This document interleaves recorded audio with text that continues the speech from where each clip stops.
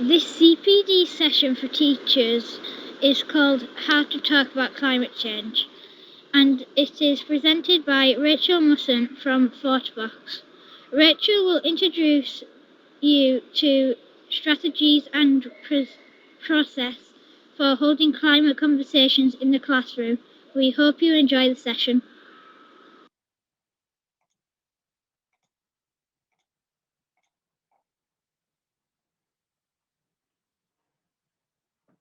Hello, I'm hoping that everybody can hear me, and it's now my time to talk. So I'm going to begin. As Kim just said, my name is Hour, with all of you talking about how to talk about climate change. I'd like to be as interactive as possible, which I know is not really that easy when we're doing a webinar function rather than a sort of live function. So there's a couple of moments I'm going to be asking you to sort of share ideas. I just love you to put some questions, thoughts in the chat as we do that. But let me just share my screen to begin with to talk to you about what I'm planning to cover in the next hour, perhaps ambitiously, but let's see how we go. So the CPD is a sort of brief version, a taster version of a larger CPD I run over a whole day, but I'm trying to cover quite a few things in this that will give you enough ideas to work with. So really we're thinking about how to talk about climate change and why it matters that we do. It might sound really obvious, but I know as many teachers out there, it feels quite a precarious subject to bring into a classroom, in particular when we're working with younger children. So I want to help to support you in feeling empowered and having these conversations. So the plan for the next hour, 4 things I want to really cover with you. Firstly is looking at how you are all feeling in this space, which might seem a sort of irrelevant thing to be focusing on, but actually it's probably the most important thing we're going to look at today. Then just talking a little bit about whether to share or not to share, that is the question, and why and how we need to be sort of talking about the big stuff, in particular with children. Moving from overwhelm to action, I'm going to introduce you very quickly to the practice of systems thinking, and how this can really help empower action and be a really positive framework for moving from anxiety to empowerment. And then just take a moment to look at some of the lessons that we can learn from COVID and what's been happening over the last few months. There's a lot that has happened in terms of kind of climate action inadvertently, and lots of things we can learn from that. And then some time at the end for your thoughts. So I'd like to start by asking you a few questions. And normally if I was doing this with you live, I would be asking you to physically move around a room. You're very welcome to move around your room if that works for you. But I want you to imagine a sliding scale with one end of the room, or one end of the spectrum being really not, disagree completely, one end of the spectrum being very much yes, agree totally. For today's webinar, we're going to use numbers 0 to 10. So 0 is don't agree with that at all, and 10 is very strongly agree. So I'm going to read out 5 statements, and I just love it if you could put in the chat after each statement which number applies to you. I'm probably just going to pause sharing for a second so I can read the chat. So the first statement is, I feel very concerned about climate change. So I just welcome all of you to put in the chat a number from 0 to 10 that represents you in that statement. So I feel very concerned about climate change, and just share a number into the chat.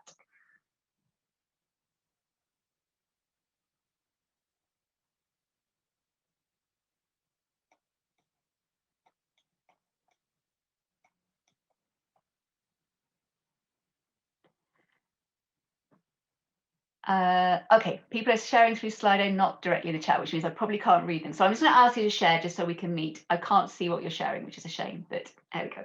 Second statement, I am having frequent conversations about climate change. I'm having frequent conversations about climate change. Where are you at from 0 to 10?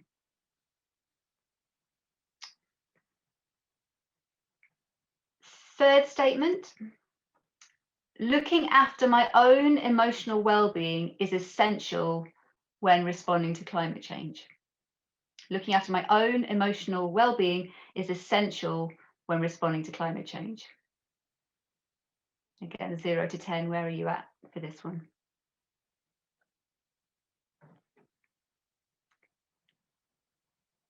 Statement number 4, the school I work in, or the educational space I'm working with, is responding to climate change. Again, 0 to 10 on what scale your school or your educational area is responding to climate change.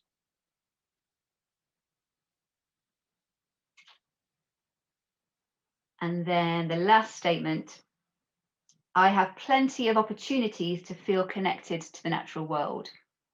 I have plenty of opportunities to feel connected to the natural world. So again, 0 to 10.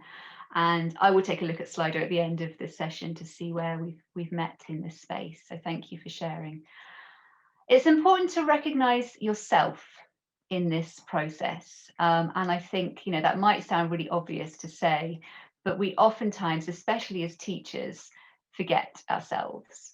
And so I think it's important to remember that we are always part of the conversations that we're having with young people around us, and that we matter. So I want to start off, and hopefully you can see my screen that I'm sharing now, with talking about how you're feeling in this space. I'm just going to give you 5 current statements or facts about the climate crisis. So number 1, the worst impacts of climate change could be irreversible by 2030. Secondly, climate change is already happening and is detrimental to human life too. Then more than 1 million species are at risk of extinction by climate change. Number 4, the warmest years on record have been in the past 22 years. And number 5, many leaders are still not taking this seriously. Apologies, I've got something blocking my screen. I don't know what to do about that, but there's luckily nothing much on the bottom of the screen for the presentation. So we hear a lot of facts, we hear a lot of statistics. I want to say banded around, I don't mean that callously, but we have thrown statistic after statistic after statistic and alarming facts such as these. And I want you to take a moment and just think to yourself, how does that make you feel? Now, I've just said 5 things that are actually fundamentally horrific. But I want you to take a moment to actually let them in, because I feel very often we hear a lot of information about climate change that comes to us in statistical form or factual form that doesn't come in.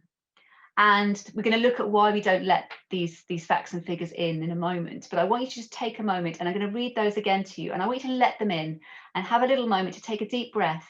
Maybe close your eyes if you wish, and see how you feel hearing these ideas. The worst impacts of climate change could be irreversible by 2030. Climate change is already happening and is detrimental to human life too. More than 1 million species are at risk of extinction by climate change. The warmest years on record have been in the last, the warmest 20 years on record have been in the last 22 years. Many global leaders still are not taking it seriously. So just let yourself listen and feel those statements. And I want to welcome the reality of why so many of us do not let the emotions in.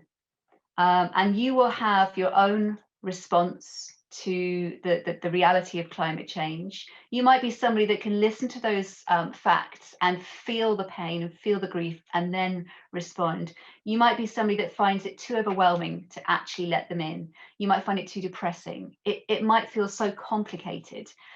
You might feel powerless. It might make you so anxious that you don't want to go to that place. You might feel scared because you don't know what's going to happen. We all will have perhaps reasons why we don't let it in. And I think many of us choose to put a little blockade on the emotional response that we have to the climate crisis, because we're living in what is an existential crisis, and that's overwhelming for any of us, for all of us. And so it's often a sort of defense mechanism to put the barrier up and not let the emotion in. But I feel it's important that we understand what happens when we do that, and also what happens when we do let the emotion in, and how that can actually be an incredibly empowering space. So again, on your Slido, if that's what you're using, can I just get you to share one word about how you're feeling right now having listened to those stats, those statistics, and letting them in a little bit. Just share one word. I'll just give you 30 seconds to do that.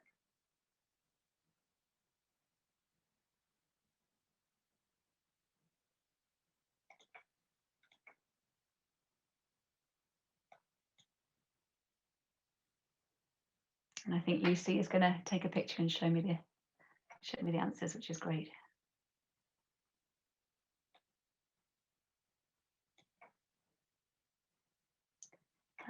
Let me just stop sharing for a second. Here we go. Thanks, Lucy.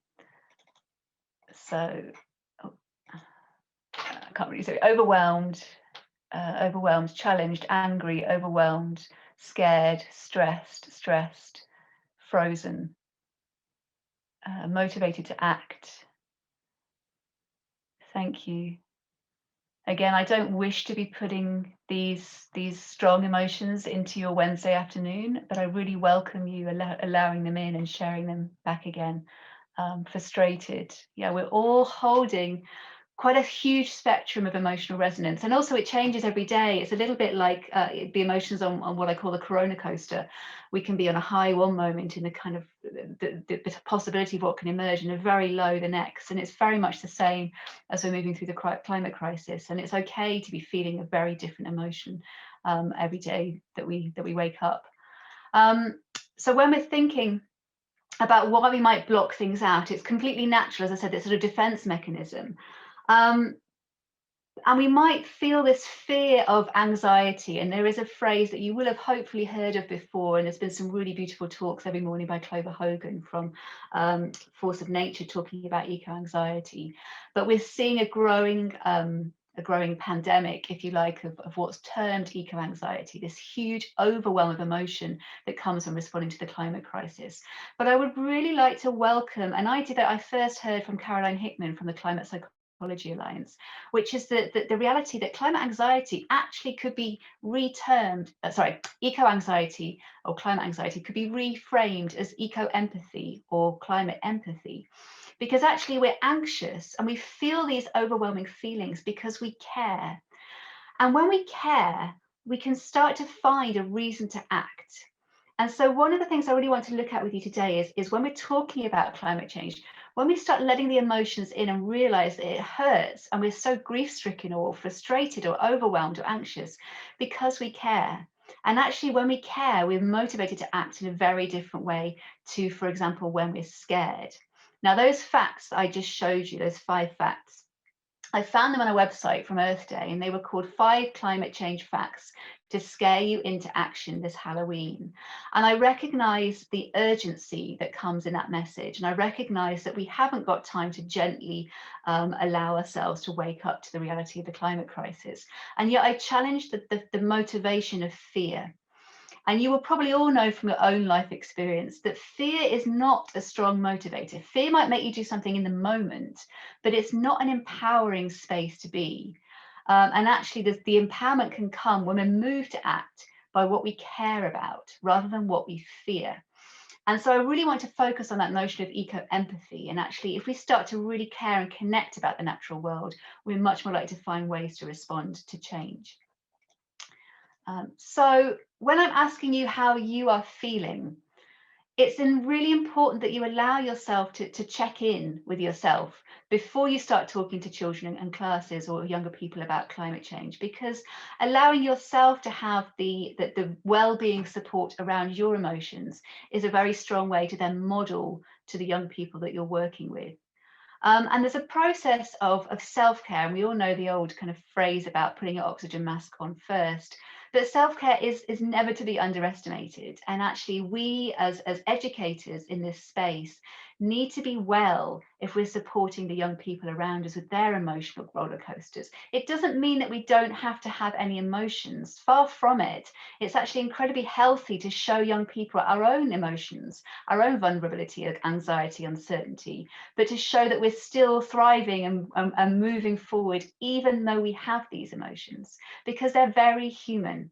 And no matter who you meet around the world, we're all feeling these feelings when we respond to the crisis that we're in.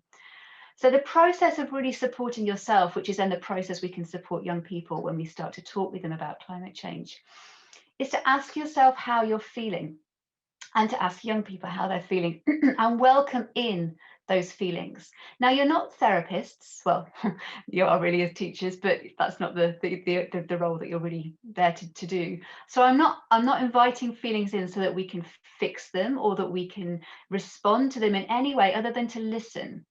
So just listening to how somebody else is feeling is that strong empathy space where somebody else feels that they are heard. You're not fixing the emotion. You're not there to make it better. You're just there to listen. And so many of us don't share our emotions because maybe nobody asks. And yet, when somebody actually wants to hear how you're feeling, I'm hoping that you will recognize how grateful that feeling can be when you're able to actually speak and share out. So for your self-care, how are you feeling? How are you responding with those feelings? If you are motivated to act, as I think a couple of people put on Slido just then, what does that mean? So maybe that frustration that you're feeling is making you go out and do something quite drastic. You know, maybe you're banging on the MP's door, or you're protesting, or you're creating change in your local area. Maybe that fear is making you retreat more. Maybe that anxiety is making you question more or read more. So think about how you're responding in the emotional state that you're in, and recognize that emotional state will be constantly changing. And then how are you finding support? So we know that there's a lot of information out there, which is incredibly important, and trusting the science and recognizing the importance of finding valuable information sources is really important. And this whole climate conference we're in this week, there's so many great resources out there to find the information. But more than that, how are you finding support for you and how you're feeling? And I asked you in those opening statements, how many of you have someone to talk to about the climate crisis or are having conversations about it? Part of that support is for you to ask yourself, well, who am I talking to? Do not underestimate the value of conversation. Again, it might be with a partner, it might be with a friend, it might be even be with your pet, but sharing the emotions that you're feeling, not necessarily again to fix them, but to just have somebody else listen, is a very, very powerful tool for support and to help you to move those emotions from anxiety to a space of empowerment. So we're thinking about ourselves first, and that's not in an egotistical way or a sort of self kind of fulfilled way. It's an essential way to be well, to support those around us. But the big question I hear a lot, and I know that a lot of you will be considering it, in particular if you're teaching younger children, is to share or not to share. How much do you talk about the climate crisis, especially with children who perhaps feel very vulnerable? Now, having worked with Jo McAndrews from the Climate Psychology Alliance earlier this year, one of the sort of resounding things that she says in the messages that she presents about all of her work really in supporting young people is that young people need to feel that they are safe and that they matter and that they're okay. And so making sure that children are in a safe space feels really important in the work that we do. And I feel many of us perhaps don't want to talk about the climate crisis with young children because it might make them feel unsafe. And that's a reason we're perhaps protecting by not talking about things. But I just want to challenge that a little bit. And again, here's a conversation that was on a podcast with Caroline Hickman on a Radio 4 documentary from the Climate Psychology Alliance. And she was talking to a 6-year-old who was sharing something that had happened when she tried to talk with, I think it was a parent, about climate change. And she was saying why she always wanted to be told the truth. And she was saying, you know, if you as an adult in my life, if you don't tell me the truth, I can't trust you. And if I can't trust you, I won't confide in you or I won't talk to you. And if I don't talk to you, I won't share how I'm feeling. And if I won't share how I'm feeling, I will be all alone with my feelings. And that really, really struck me. If you don't tell me the truth, I can't trust you. Now, there's variations. I know as adults, we kind of, you know, shortcut the truth for some situations where we perhaps don't want everything to be known in one go. But truth and honesty is such a vital part of the relationships we have in our classrooms. And so I think it's important to think about what happens if we don't say when somebody asks, and how we can respond to the big questions that perhaps we feel uncomfortable answering. Whether we like it or not, the children around us, the young people around us, and ourselves, we are growing up in incredibly uncertain times, and we are navigating what can be seen as uncharted territories with hugely complex social, emotional, and environmental challenges. Now, that as a sentence makes my heart break, to think of the world that we're living in and the grief that comes with that.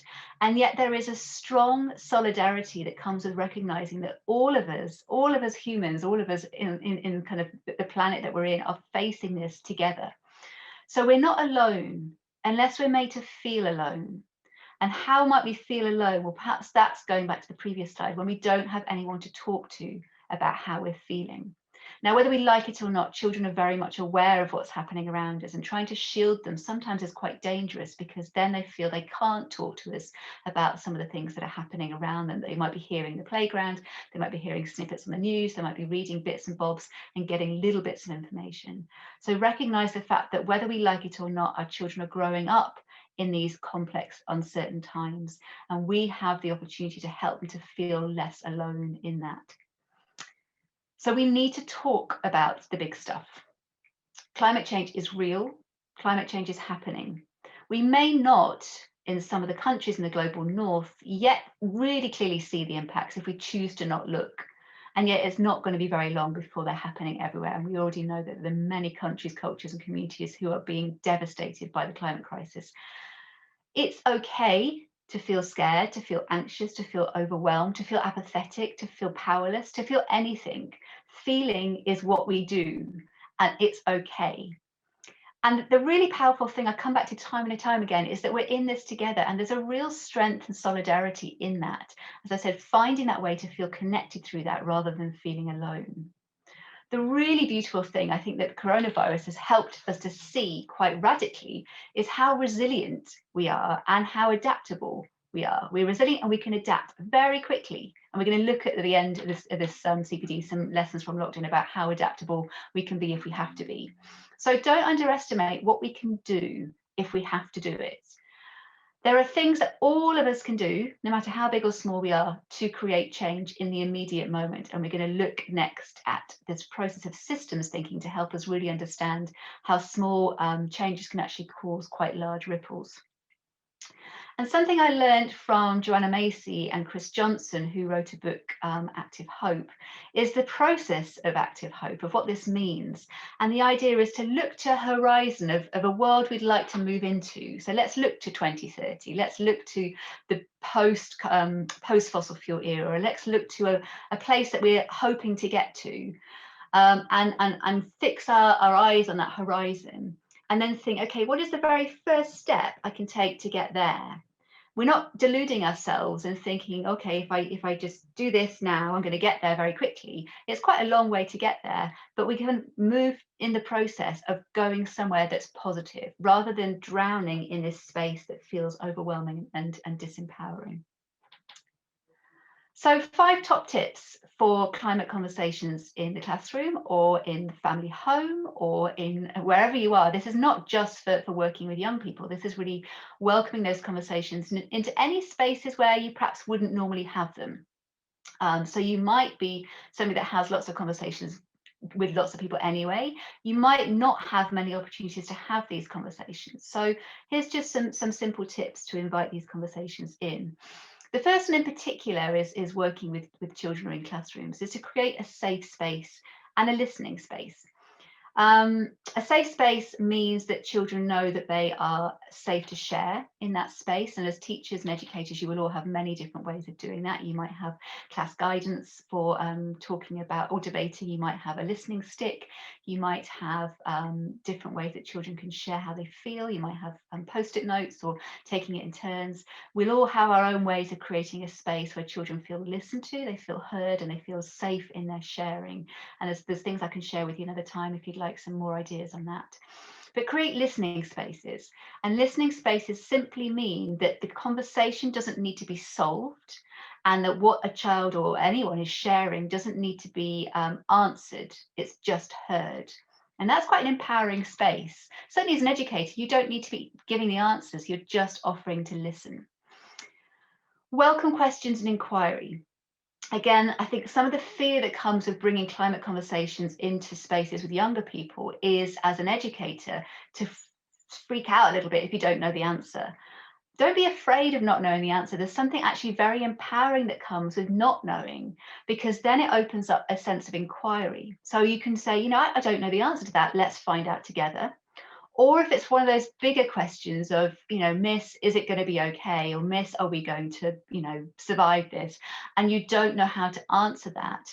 Don't shy away from that answer. Simply acknowledge the fact that you don't know, but there are lots of steps you're going to take together to work towards this horizon. And again, this is where that trust space comes in, we were talking about earlier. Don't lie. And don't feel that you need to know the answer. But actually, there's a lot of connection that can come with young people in particular when they see that you're human and actually you're sharing the same uncertainty and the same emotions that they're sharing. That is a connective space, and it helps them to see that we're in this together. It's not that some of us are going to be all right with this and some aren't, because some of us, we've got the answers and some haven't. So actually, don't be afraid of having discussions where we don't know the outcome, but we're still holding the emotions in that. A practice I learned from one of my teachers, actually, in my teacher training years and years ago, was when you've got a tricky idea or a tricky question that's come into a child, don't keep it in the child, but pull it out of them and hold it up for the class to look at. This is a really good tip when somebody says something that's perhaps controversial or offensive or a stereotype or something that perhaps is a little tricky. You don't want to then point at that child and say, okay, you said this, we're going to really look at this, but you also want to challenge what they've said. And so literally physically mime the idea of taking that idea from the child and say, okay, that's a really interesting thing you've just said there. Let's look at that together and talk about it. And what that allows to happen is that child who said something has released the ownership of that thought, of that emotion, of that idea.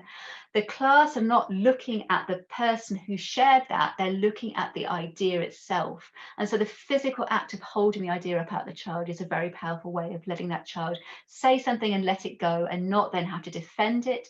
And it allows them also to change their mind if they have said something offensive or critical.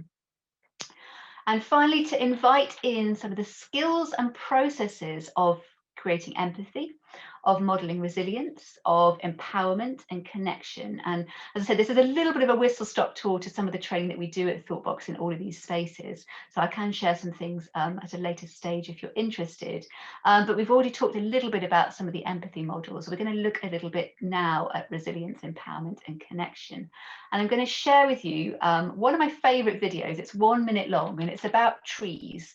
Might sound really weird, I'm going to show you this, but hopefully it makes sense when we've looked at it. During Hurricane Katrina, you would have thought that the live oaks on St. Charles Street would have died, when actually only 4 out of over 700 trees died. Why is that? Well, the trees, it turns out, the whole thing is a blueprint for how to survive hurricanes. Their trunk is spiraled, so they flex in the wind, and their branches are spiraled, so they flex, and their leaves, when the wind hits them, they curl into the shape of a Fibonacci sequence, which allows the wind to flow through with minimum friction so that the leaves don't get torn off easily. And even more importantly, under the ground, its roots are actually entwined with the roots of the trees next to it. So when a hurricane hits a live oak in New Orleans, it's not hitting one tree, it's hitting a whole community.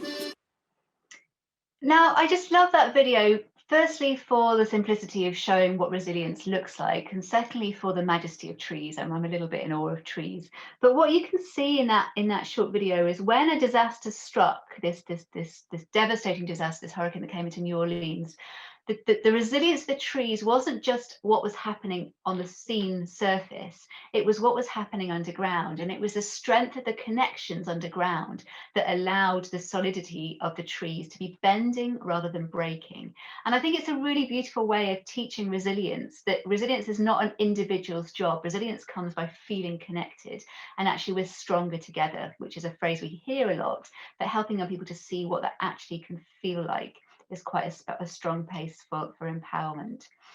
So again, when we're working with young people and we're talking about some of the quite overwhelming issues that the climate crisis brings up, invite that same process in. How are you feeling? How are you responding with those feelings? How are you finding support, and who are you talking to? And again, as educators, as parents, as teachers, we can pinpoint or signpost support, action points, listening spaces, people to talk to for young people in this time and space, so that they might not know where to go for these things, but we can help them.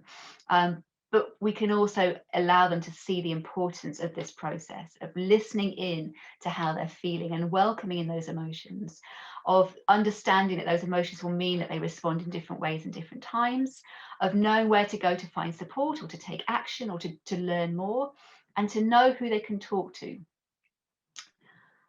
Okay, so the third part of today's session is how to cultivate connection and move from a space of overwhelm and anxiety to a space of action and empowerment. I was mentioning earlier, when I was sort of showing you those 5 facts that have been presented in 5 frightening facts, the importance of actually being motivated not by fear, but by emotion that's a positive emotion. And as I said, fear is neither motivating nor empowering. We're moved to act by things that we care about, and we'll all recognize that feeling. We'll stand up for something we care about. We'll be moved if we care about something. There's quite a strong concern about apathy when it comes to the climate crisis. And a lot of the research is looking at that we're not being moved because we're not inviting our emotional connection to the planet. And I'm really interested in that work of what happens when we don't let our emotions in, and how actually that can be an inhibitor to a lot of the actions that we need to welcome. And so I'm really advocating allowing yourself to care, and actually letting the emotion in and letting the grief in, because it's a huge grief cycle we're going through. And actually, once we start to grieve, we can come through that process and really feel energized by caring about the natural world and all the life that thrives within it. So one of the questions I asked at the very beginning with those 5 statements was, are you someone that has plenty of opportunities to feel connected to the natural world? And I want to come back to that with you a little bit, and in particular ask you to consider that question with the young people that you're also working with.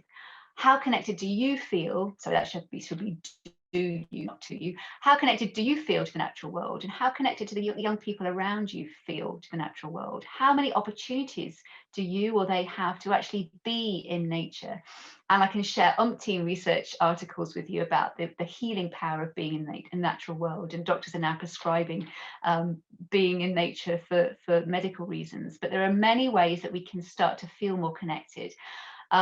And one of the ways is to recognize that we're not disconnected. We are nature. And I know some people freak out when they start realizing how innately connected to the natural world we are. For me, I find it just utterly joyful to know that I'm 60% banana. I think there's a lot that we can really help children to understand, that we're not disconnected from or separate from the natural world. We are the natural world. And it's, the human evolution, in particular in the global north, has separated us more and more from being part of nature. And yet we cannot separate the fundamentals of our physiological selves. We are part of nature. And it's no small coincidence that we need the same things as other mammals to survive. We need to sleep, to eat, to breed, to drink water, to defecate, to urinate. We thrive in the same systems as the natural world around us. And so helping ourselves and helping young people to recognize the intricate connections to the natural world are a really strong motivator for moving into that empowering space of caring about its longevity, and why we should care about that tree or that orangutan or that river or that park or that beetle, because we are intricately connected to all of those species. I'm going to do a really whistle-stop introduction to systems thinking. Now, this is normally a long workshop, but I'm hoping it makes sense on a very surface level in this, and then I can share much more about it at another time if you're interested. So you may have heard of systems thinking before. You may have not been familiar with it until now. Another phrase is linking thinking, but it's a way of looking at the world and standing back a little bit, zooming out, and seeing the bigger picture. And I think Kim Polgreen was just talking about this a little bit before this talk, about the importance of standing back a little bit and looking at some of the wider things that are going on. That systems thinking helps us see how everything is intricately interconnected and can really help us to start to see our agency in small changes that can have ripple effects in much larger systems. So systems thinking or linking thinking is a practice or a skill to learn to find the connections, to recognize our own agency, and to help deepen our connection to the natural world, which will really help those empowering spaces. So, question for you, which sounds like the beginning of a really dodgy joke. What's the connection between your left nostril, a leaf, and Saturn? I recognise that picture is actually your right nostril, so I should change that. So what's the link between your nostril, a leaf, and Saturn? There isn't a punchline, I'm afraid. There's just an explanation for this one. So let me take you through the journey of connections for these seemingly strangely interconnected parts. I want to introduce the idea of holons and systems. Now, you may be familiar with a system, and you may be familiar with a holon. A holon is the individual part of a system, the little pieces that make up a system. And a system is when all those little pieces interconnect and produce some sort of results. So all the systems around us have got lots and lots of small parts in them. And when those small parts all come together and produce a result, that is the system functioning. So let's take a look at the left nostril.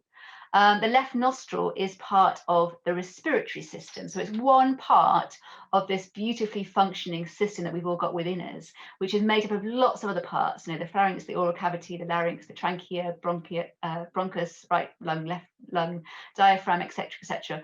All those different holons, all those different parts are separate entities that all have their own magic, but when they come together, they create the respiratory system. Let's go to the leaf. So a leaf is one small part, one holon of a tree system. So we've got the crown, the branches, the trunk, the bark, the rings, the soil, the roots, all these separate parts of the tree system. But when they all come together, they create a flowing, functioning tree within the mycelial system as well there. So a leaf is one holon of that whole system. Saturn is one part, one element of our solar system. So again, we've got Pluto, Neptune, Uranus, Saturn, Jupiter, Venus, Earth, Mars, Mercury, all of the planetary constellations that make up our solar system. So Saturn, in all its intricate complexity, is one part of that solar system. So what's the link? Well, let's go a little bit further out. So we started with the left nostril. We zoomed out a little bit and saw that little part there, that left nostril, was part of the respiratory system. Let's zoom out a little bit more. The respiratory system is part of the body system. So again, that whole system, the respiratory system, is actually a holon in the body system. It's just one part of the body system. So we've got the entire function of the human body, with the respiratory system being one part of that, and then the left nostril being a small part of that system. So we're zooming out a little bit. Let's do the same thing with the tree. So the leaf is one small part, one holon of the tree system, and the tree is one small part, one holon of the forest system. So we know, and if you don't know much about it, I can share a load of stuff on this for you. We know that trees communicate. Really intricate communications happen underground through the mycelial roots of trees that allow them to be a very connected and very lively system. So that leaf is one small holon of a tree system. A tree is one small holon or one small part of a forest system. Same thing with the Saturn. Let's zoom out a little bit. So Saturn is one small part of the solar system. The solar system is one small part of the Milky Way, and we can keep zooming out until our minds explode with the overwhelmingness of life. But what I want you to bring back into Earth for a second is the link between those three systems. So for my left nostril to function, I need to have some oxygen coming through, and obviously I get that from my trees. So we have an intricate connection between the left nostril and the tree, or the leaf, or the mycelial system. We might not see that directly connected, but that connection is there. If you want to trace it, you can find that connection.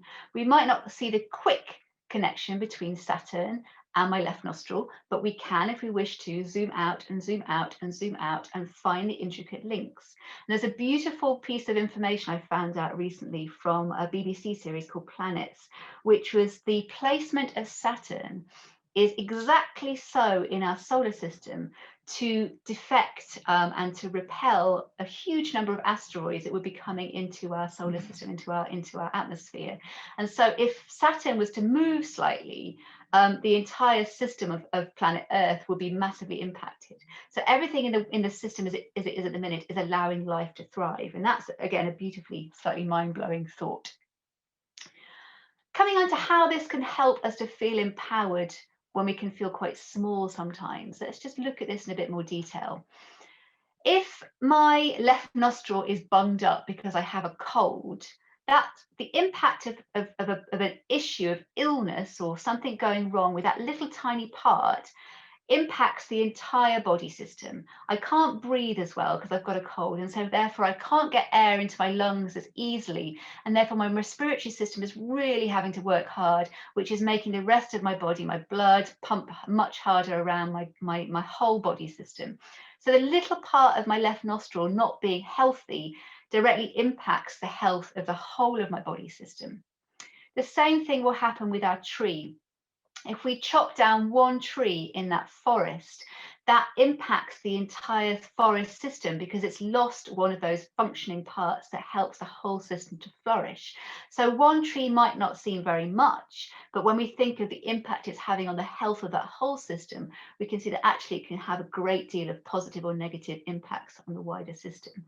And the same thing as I was just saying with Saturn. If Saturn was to wobble a little bit, the future of planet Earth would be at stake. So it's important to keep the health of the solar system flourishing as it is so that we can keep this life flourishing. When we start to zoom in and out a little bit more, it's really helpful using systems thinking to understand the value of the small in the grandness and the importance of the large. So seaweed is massively important to the climate crisis, because seaweed is massively important to the health of the oceans. So focusing our attention on supporting the health and the kind of thriving of seaweed allows life in oceans to flourish.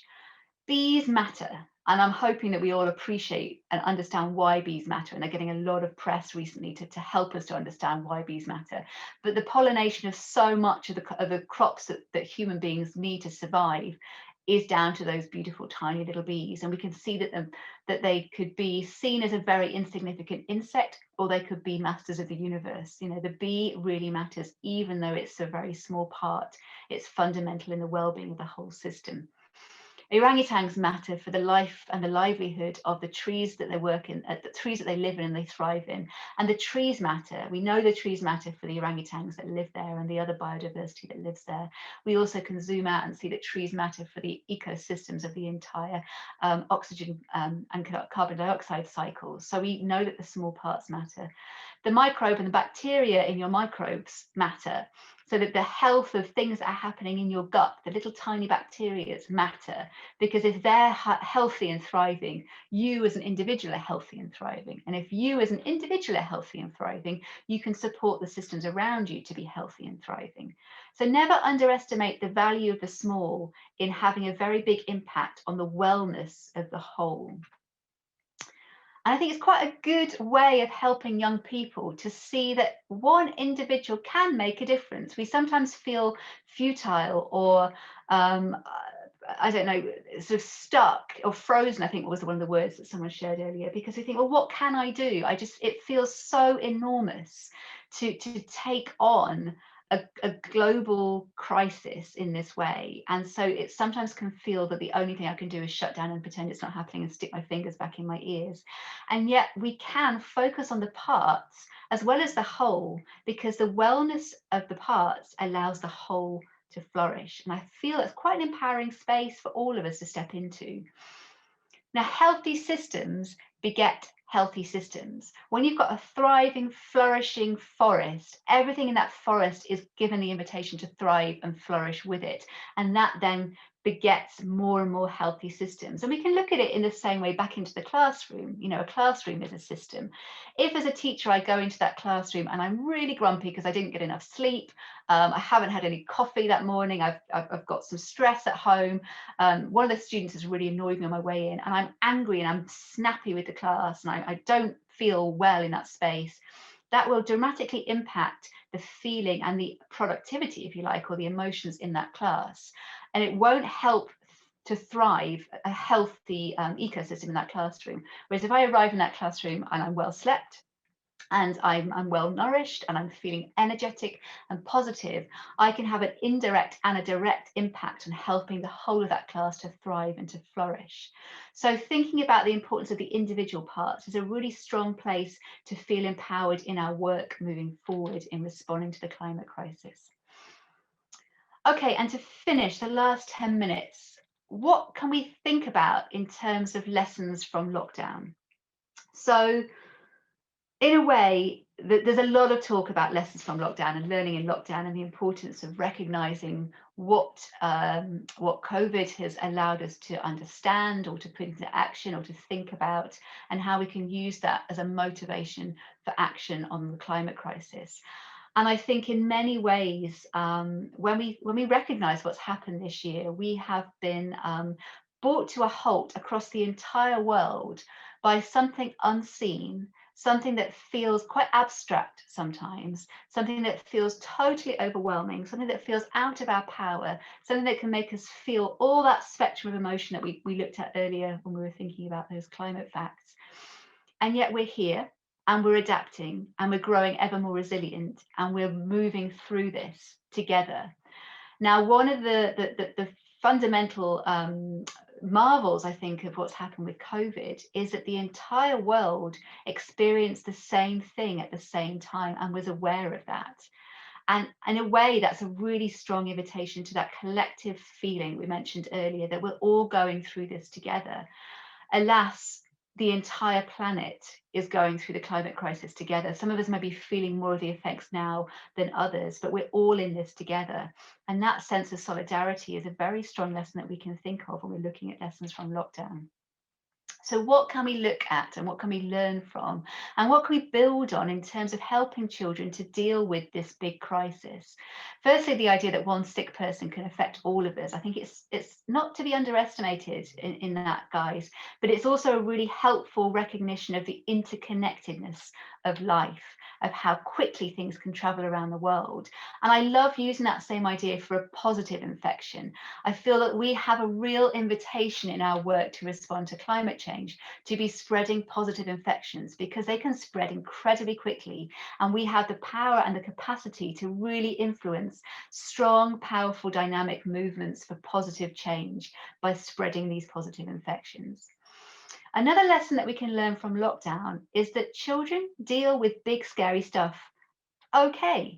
You know, there's lots of children. I'm not pretending that lots of children have not and do not continue to suffer with the fear of COVID, but we're very resilient, and we've had a big scary thing to talk to children about. And we have done, we've had to, because suddenly every human that they know in adult form is wearing a strange kind of mask, and we're not hugging as much, and we're washing our hands quite frantically, and things a little bit strange. We've had to talk to children about what's going on.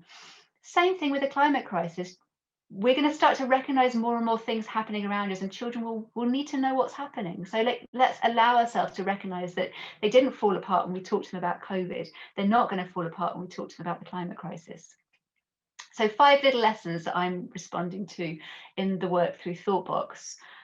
Number 1, I think this is such a welcome lesson. It might not feel welcome right now because we're a species that have conned ourselves, I think is the best way to describe it, that we're in control of life. We've modeled so many of our life systems on this mirage of control. And what COVID has done is whipped the carpet out from underneath all of us and said, hang on, people, you're not in control of life. Life is. That's a really powerful lesson to step into and embrace. It might not feel like something we want to embrace. It might feel like we want to control the virus again and sort of hunker back down and pretend that we are in control of life. But that's not how life happens. Life unfolds and we unfold with it. And the reason that we are perhaps finding some of this volatility in the current state of COVID quite tricky is that we don't know what's coming. But we also need to remind ourselves we never know what's coming. A good friend of mine who lives in East Africa, I used to live out there, he used to laugh at this, the diary I carried around, and he used to call it the magic witch book. And he'd say, you know, so many of you predict the future and you write things in your diaries as though you know what's going to happen next week or next month, and you lull yourself into this false sense of control, whereas the reality is none of us know what's going to be happening in 5 minutes. I know we like to feel in control, but there's something very beautiful that happens when we relinquish even just a little bit. Number 2, we are intricately connected. And I think that's a really beautiful recognition that we can use to help us when thinking about the climate crisis. We are connected to people all around the world, and we can spread these positive infections. We can spread different ways of responding and acting to some of the crises that we're going through. Number 3 feels a beautiful example of how humans can adapt, because we're seeing it happen now. We don't like to think this. We perhaps like to think that we're creatures of comfort and we're creatures of habit, and we like to do things in the way we've always done them. But that's not the case. If we have to, we are infinitely adaptable and incredibly resilient. You know, just think about some of the things that we've been asked to do over the last 6, 7, 8 months since COVID arrived across the world. We were asked suddenly to stay at home, shut the door, not hug people, not see our neighbours, wash our hands, wear masks, and we're carrying on. We've not just kind of ground to a halt and stopped living. We've just found new ways of adapting to what we have to do in this time and space. And we're resilient. Think about those oak trees. We're not breaking when this crisis after crisis comes. We're responding and we're adapting. And so it's really empowering, I feel, to see us doing this now in this COVID space, to recognize that we can do it. And actually, as a species, we're built to adapt. We are a human being who is built to respond to a changing world. So it's sometimes important to recognize the physiological part of who we are and how we are. Number 4 is another really exciting place. I think it's great to spend time with young people, and there's some wonderful videos out there of what happens if we really want to do things. If we want to ground or international air travel or aviation overnight, guess what? We can. If we want to stop cars being on the road, guess what? We can. If we want to cut down on fossil fuel use, guess what? We can. And I think it's been really exciting to see that if we have the will, we can actually do all this stuff. And what we're not seeing at the minute is strong political will, because we've got conflicts of interest in some of the systems that are in place. But I think what COVID has shown us is if we have to, we can change incredibly quickly. And that to me feels very exciting. Yes, we can start to look at the negatives of the fact we're slipping back into old patterns, but let's not lose sight of the fact that we can flip again if we need to. And this last one, which I really get very motivated by as well. Collective care is a really empowering place to act. So let's just look for the moment at COVID. It's in my personal interest, Rachel, here today, it's in my interest for you, my next door neighbour, my friend, to be well. Because if you're well, then I'm well. So if you don't have COVID, I don't have COVID, because I'm not going to catch it from you. And if I'm well, you're well, because if I've not got COVID, you're not going to get COVID. So it's in my interest for you to be well as for me to be well. Now, I really like working with this idea in a slightly bigger space to see if we can take that idea more systemically. It's in my interest for the planet to be well, because if the planet is well and thriving, I am well and thriving. So think back to the systems thinking approach we were just looking at. For me to be well and thriving as an individual human being, I need the systems around me that I rely on to be flourishing, because if they're flourishing, I'm flourishing, and vice versa. If I want those systems to be flourishing, I need to be flourishing. And I feel that collective care is something that we can start with children, because they get it. You know, it's in their interest to keep granny safe or to keep grandpa safe by you know, not taking their germs there, or whatever it might be. But we can use this lesson that's happening now to build on a bit of a bigger space for the climate crisis. So, reminding ourselves of the flip we can move to go from looking at eco-anxiety as a space of freezing or overwhelm or inaction, to actually being motivated by the fact that we feel this way because we care. And when we care, we can do something about it, because we create change when we feel something matters. So really welcome those emotions in. Don't retreat from them, but actually see them as a really strong part of what will help us to be motivated moving forward. I love I'm terrified by this picture as much as I love it, but I think it's a really strong reminder of where we're at. Climate change is the biggest challenge facing humankind. We are being given very strong practices right now with COVID, but we've got a lot of challenges coming our way. And so it's important to allow ourselves to feel strengthened moving into these challenges and learn to ride these waves, not to be drowned through them. I think this has been mentioned before during the summit, and there's some links I know across the whole summit to a document that's been put together by Dr. Emily Grossman and the XR scientists. It's called Emergency on Planet Earth. It's a really, really beautiful, factually strong document that tells a huge amount of the science of climate change. And the three introductory statements they make is that the science is clear. We're facing an unprecedented global emergency, and we must act now. And I'm adding on one thing to that, which is it's time to talk. The great news I feel from the young people around us is they're already wanting to talk. They're already out there on the streets saying, come on, people, let's do something. So the energy is there and the invitation is there. And it's our invitation to join them and to have these conversations and to welcome sharing spaces. One final thing to share, which I will share in any emails if anyone wishes, is that Thoughtbox has got a free climate curriculum that's an inquiry-based curriculum that helps to welcome conversations into the classroom. So it's very much guided around some of the principles I've just been talking about in this CPD. It's free for anyone to use and download. You just need to visit the Thoughtbox website and go to /climate curriculum, climate-curriculum that should be, and finish. We've got 5 minutes. I'd love to talk to you. I'm not able to do that, but if you want to just share in the chat any questions that you've got and any reflections that you have, we can have 5 minutes of sort of trying to talk together. I can definitely share the presentation. I can't really see, Lucy, how can I see? I can't see these very well. I've got fairly good eyesight, but the screen's quite small. I should have had Slido open. I probably didn't think ahead before the session. So I wonder, could somebody actually, oh no, okay, if I lean in, sorry, you have to stare at my nostrils. Do you have any advice for helping students who are really struggling with eco-anxiety? So two first points of call. One, Clover Hogan. She's sort of a little, gem out there. She's a 20-year-old climate activist who does a lot of talks, webinars, and practices on how to deal with eco-anxiety. So I'd send young people straight to Forces of Nature to her website, and she's very relatable because she's a young woman going through this who has gone through eco-anxiety herself. I would also connect with and she's doing sessions every day this week. Thank you. Yeah, every morning she's doing a session. I think it's at 8:30 or 9 o'clock, but check the calendar.